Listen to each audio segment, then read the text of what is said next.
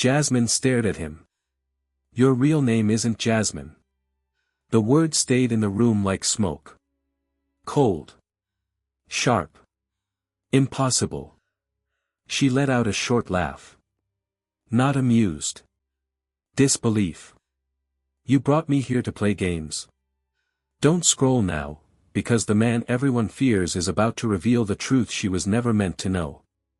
Like, subscribe, and stay with Afro Korean StoryVault, because one hidden file is about to destroy everything she believed about herself. Min-Jae didn't react. Didn't blink. Didn't defend himself. Instead, he reached for a black leather folder resting on the table beside him. Slowly. Deliberately. Then placed it in front of her. The sound alone made her chest tighten. I don't waste time with games, he said quietly. Jasmine didn't touch it. Neither did anyone else. The mansion study was silent now. Too silent. The kind of silence that comes before truth breaks something. Dae-hyun stood near the door. Watching. The younger guard remained by the window, eyes scanning the grounds below. Even they wanted to know what was inside. Min-Jae opened the file himself. Turned one page. Then pushed it toward her. Jasmine looked down. And stopped breathing. A photograph. Old. Edges worn. Slightly faded. A little black girl, maybe 6 years old, standing beside a woman whose face had been partly damaged by time. The child wore a small silver necklace. Round pendant. Scratched surface. Jasmine's hand moved to her throat instantly. The same necklace rested there now. Hidden beneath her uniform. Always hidden. Always hers. Her knees weakened. That's impossible. Her voice barely came out. Min-Jae watched her carefully. No, he said. It's inconvenient. She looked up sharply. Where did you get this? From a file that was buried very carefully. Jasmine shook her head. No. No one knows about this necklace. Min-Jae leaned back slightly. Someone did. The room felt colder. She grabbed the photograph now, studying every detail. The child's eyes. The dress. The necklace. The woman beside her. Something stirred inside her mind. Not memory. Pressure. Like a locked door shaking from the other side. I don't remember this, she whispered. You were not meant to, Min-Jae said. That made her look up fast. What does that mean? He didn't answer immediately. Instead, he opened another page. Documents. Travel records. Hospital intake forms. Missing persons reports. Different names. Different countries. One child. Moved more than once. Hidden more than once. Protected. Or trafficked. Jasmine stepped back. No. Her breathing changed. Fast now. This is fake. Min-Jae's eyes narrowed slightly. If I wanted control, I would use fear.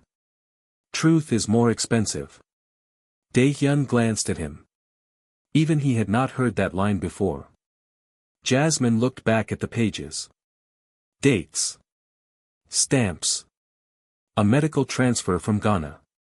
Temporary custody in Dubai. Arrival in Korea under a different guardian. Then silence. Records vanished. She shook her head harder now. I would remember. Would you? Min-Jae asked calmly. You remember your parents? Silence. You remember how you got here? Silence. You remember why you trust no one? That one landed. Hard. Her jaw tightened. Because no. She didn't. She remembered fragments. Rain. Running. A woman crying. Someone saying hide. Then years of surviving. Nothing before that made sense. Min-Jae's voice lowered. Psalm 147 verse 3. She frowned. What? He heals the broken-hearted, and binds up their wounds, curing their pains and their sorrows. The room stayed still. He continued. Some wounds bleed. Some wounds erase. Jasmine's eyes glistened despite herself. You don't know anything about me. Min-Jae held her gaze. I know someone spent years making sure you didn't know yourself. That line broke something inside her. Not fully. But enough. She turned away sharply. No. The younger guard shifted uncomfortably. Even he looked away. Min-Jae opened one final page. There was a symbol printed in black ink. A crest. Elegant. Old money. Power. Jasmine froze. Because she knew it. Not from memory. From instinct. Her body knew before her mind did. What is that? She asked. Min-Jae's face hardened. The family that lost you. Her eyes widened. Then he added. Or the family that sold you. Silence exploded through the room. Jasmine staggered back one step. Dae-hyun moved instinctively but stopped when Min-Jae raised a hand. No. His gaze never left hers. She needs to feel this. Jasmine's voice cracked. Why are you helping me? That question mattered more than everything else. Min-Jae answered slower than usual. Because this one cost something. Because I know what it is to wake up surrounded by lies. The words hit deeper than shouting ever could. And for the first time, she saw not the feared man. Not the Mafia king. Not power. A wounded man who recognized another wound. Then. The study doors burst open. One of the guards rushed in. Breathing hard. Sir. Dae-hyun stepped forward instantly. What happened? The guard swallowed. They found the crest. Min-Jae's eyes turned dangerous. Who? The answer came like a bullet. The people who've been searching for her. Jasmine's heart stopped. Min-Jae rose to his feet despite the pain. Slowly. Coldly. And said the words that changed everything. Lock the gates. No one enters. Then looked directly at Jasmine. No one takes what they lost. Outside the mansion. Black vehicles were already pulling through the fog. And on the front car door. The same crest from the file gleamed in silver. The gates stayed locked. Outside, the black vehicles remained motionless beyond the fog. Inside the mansion, no one relaxed. Because when enemies wait patiently, it usually means they already have help inside. Jasmine stood near the tall bedroom window, staring down at the grounds below. Men patrolled with weapons. Cameras turned. Lights swept the gardens. This was not protection. It was siege. She touched the necklace at her throat again. The old photograph still haunted her. The little girl. The same pendant. The same eyes. Her eyes. A sharp pain struck her temple. She grabbed the edge of a table. Suddenly. Fire. Smoke. A woman shouting. Running footsteps. A child crying. Then nothing. Jasmine gasped and steadied herself. The memory vanished as fast as it came. A knock sounded. Before she answered, the door opened. Min-Jae entered. Alone. No guards. No announcement. Still pale from the hospital, but standing like weakness offended him. You should knock properly, Jasmine said. I own the door. That is not how doors work. For the first time. The corner of his mouth almost moved. Almost. He placed another file on the table. I had Dae-hyun continue searching. Jasmine folded her arms. And? The crest belongs to the Hanseong Circle. She frowned. What is that? Old money. Old influence. Older crimes. He moved closer. They controlled shipping routes, politicians, private adoptions, missing records. Her stomach tightened. Missing children? His silence answered first. Then. Yes. Jasmine looked away. No. You asked for truth.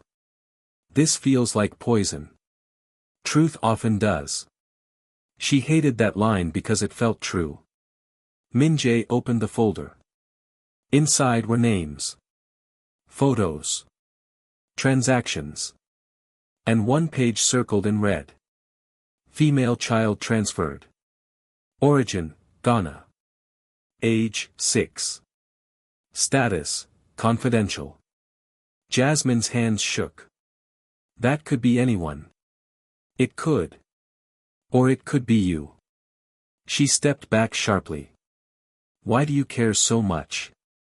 That question hung between them. Min-Jae answered without softness. Because someone tried to erase you. Then quieter. I know what that creates. Their eyes held. Too long. Too direct. A knock interrupted them. Dae-hyun entered. Sir. Min-Jae didn't look away from Jasmine. What? One household staff member failed background reconfirmation. Now he turned. Who? Temporary maid assigned this morning. Jasmine felt the room tighten. Min-Jae's voice dropped. Keep her close. Dae-hyun nodded once. And one more thing. He handed Min-Jae a phone. Security footage. Hallway camera. A woman in elegant clothing standing outside Jasmine's room earlier. Watching the door. Not knocking. Just watching. Jasmine saw the screen. Who is she? Min-Jae's jaw hardened. Trouble. Helpful. The room went still. Because no one had heard footsteps.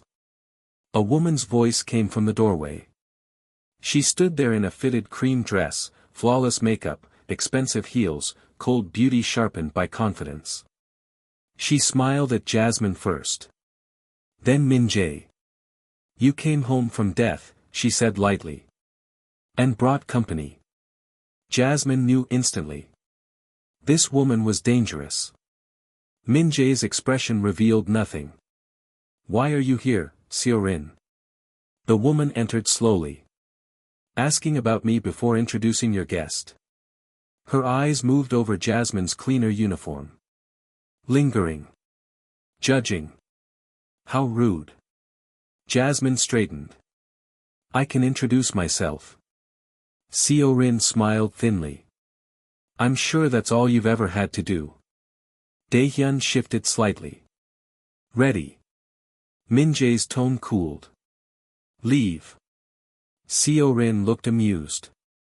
You nearly died and still speak like that. Then she leaned closer to Jasmine. Soft enough to sound polite. Be careful. Houses like this eat girls like you. She turned and walked out. Perfume lingering after her like a warning. Jasmine exhaled slowly. Who is she? Min-Jae answered. A problem I should have ended earlier. That line chilled even Dae-hyun.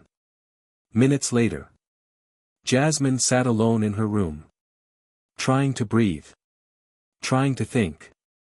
Then she noticed something near the tray table. A folded note. No name. Just 6 words. Don't eat or drink anything. Her blood ran cold.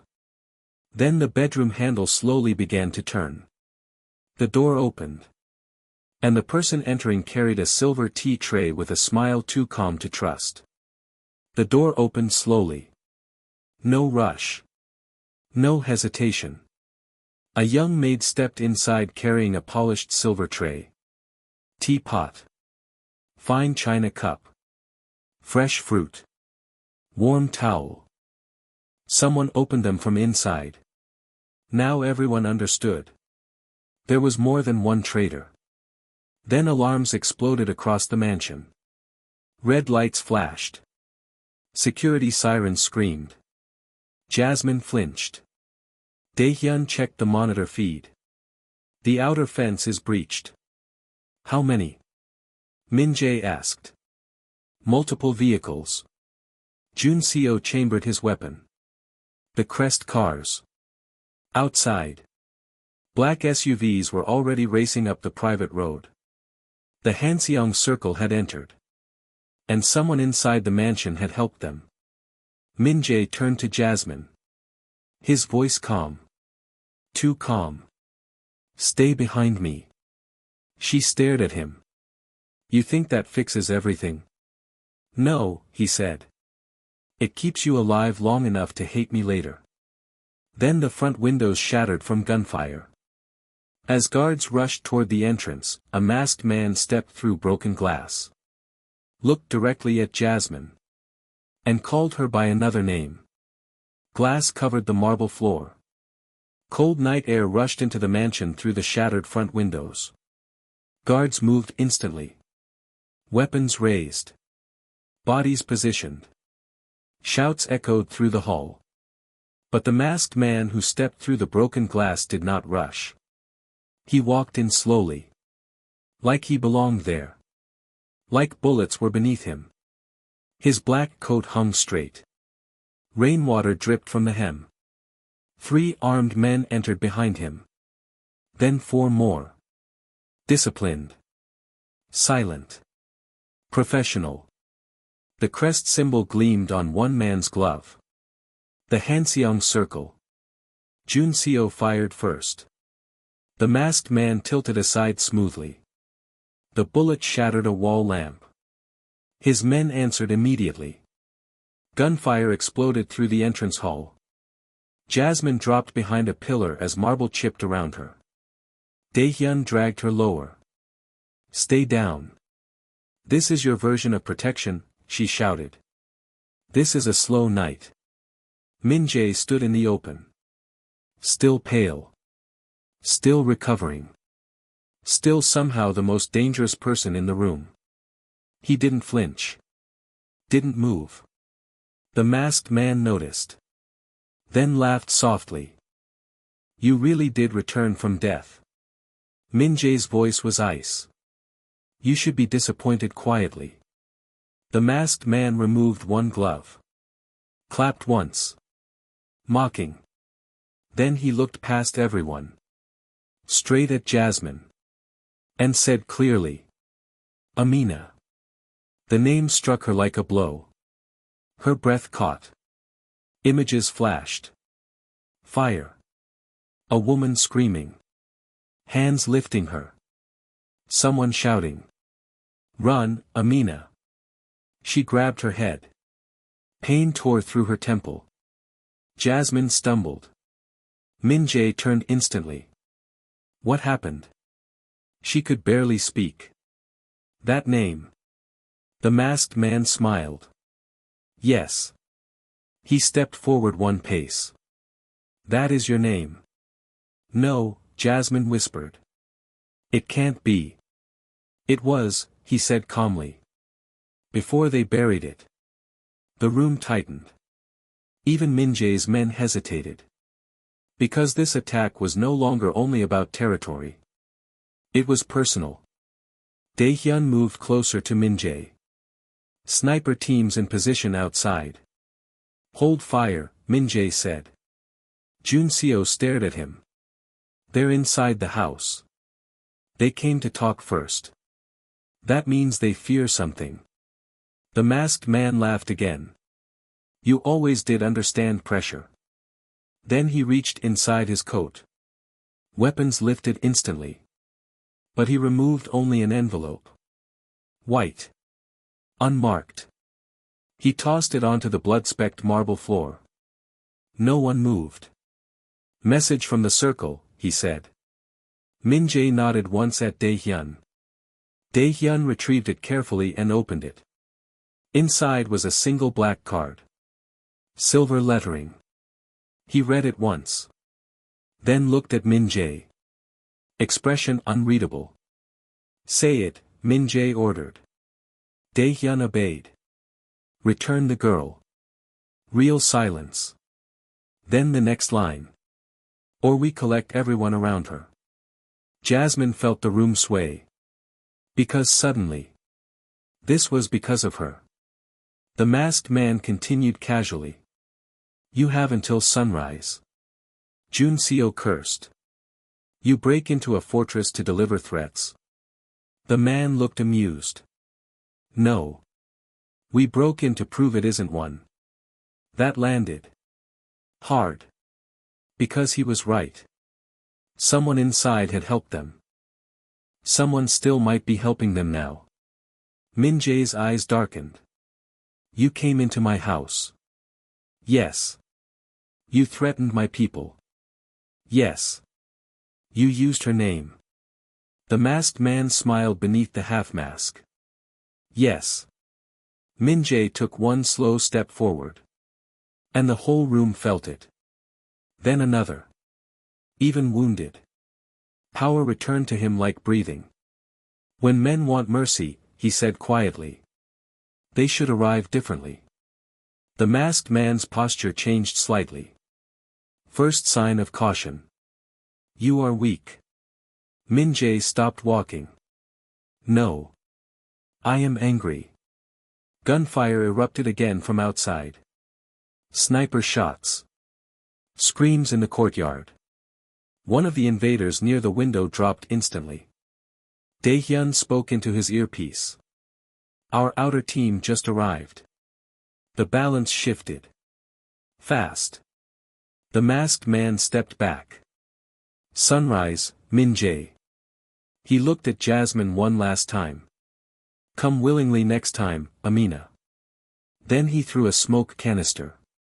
The hall vanished into gray chaos. Shouting. Movement. Coughing.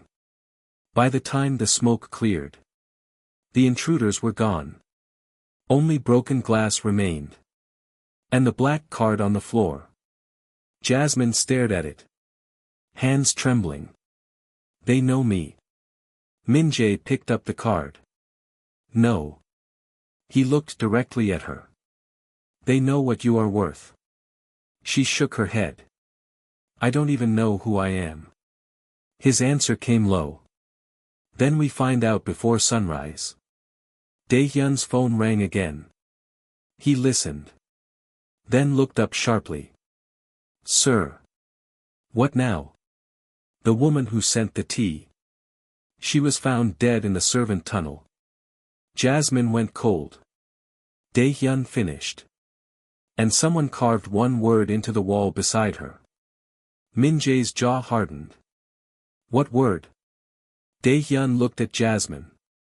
Then answered. Amina. Somewhere inside the mansion. Someone already knew her real name. And they were killing to keep it buried. If this episode shocked you, don't leave now. Like, subscribe, and turn on notifications. Because in episode 4, the name carved on the wall drags Jasmine deeper into her forgotten past. A familiar female voice whispers from the tunnel. Hidden lies about Ghana begin to surface, and Min-Jae realizes someone inside the mansion has been playing them all along. Stay with Afro Korean StoryVault, because the truth they buried is about to wake up.